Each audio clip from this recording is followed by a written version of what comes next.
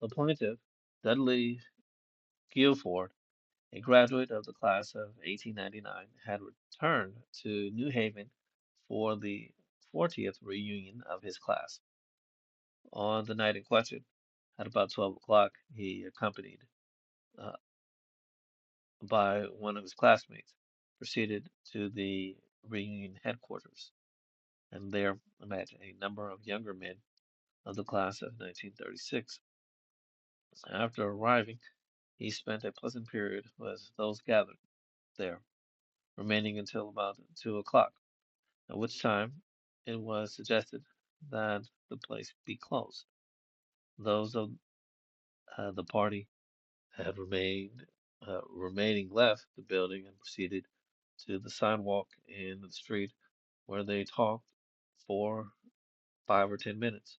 While they were conversing, the plaintiff expressed a desire to urinate, and it was informed that there was a toilet in the basement.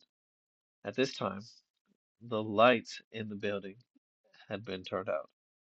The plaintiff did not re-enter the building, but stepped back on the premises, crossed the curb between the Trumbull Street walk and the glass plot near the entrance, and proceeded across the grass plot, walking about midway between the side of the building and the 1 foot stone retaining wall enclosing the property on the Trumbull Street side.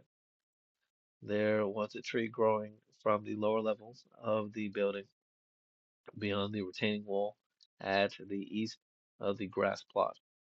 The shape of the tree was such that its top projected above the level of the top of the retaining wall.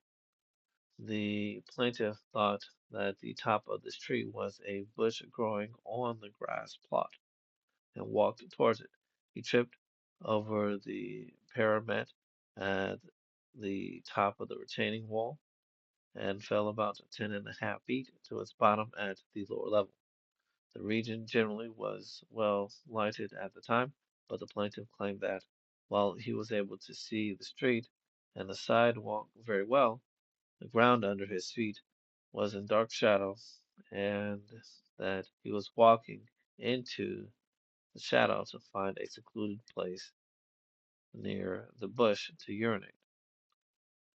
The appeals court, in affirming the lower court's ruling, concluded it does not subject the defendant to an undue burden to require that it exercise reasonable care to see that not only the buildings assigned for headquarters, but also the surroundings are free from traps dangerous to life and limb.